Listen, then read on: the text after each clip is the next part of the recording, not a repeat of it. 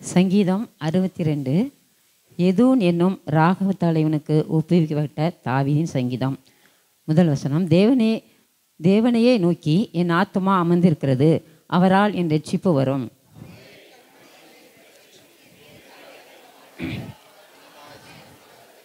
நீங்கள் எதுவரைக்கும் ஒரு மனுஷனுக்கு தீங்கு செய்ய நினைப்பீர்கள்?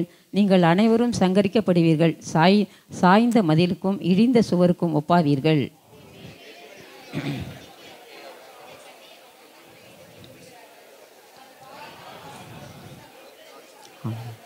என் ஆத்துமா தேவனையே நோக்கி அமர்ந்திரு, என் ஆத்துமா தேவனே நோக்கி அமர்ந்திரு, நான் நம்புகிறது அவராலே வரும்.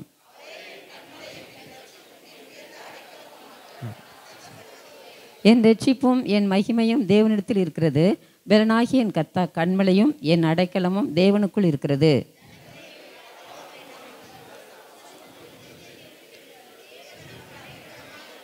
கீழ்மக்கள் மாயையும் மேல் மக்கள் பொய்யுமாமே. தராசிலே வைக்கப்பட்டால் அவர்கள் எல்லாரும் மாயிலும் லேசானவர்கள்.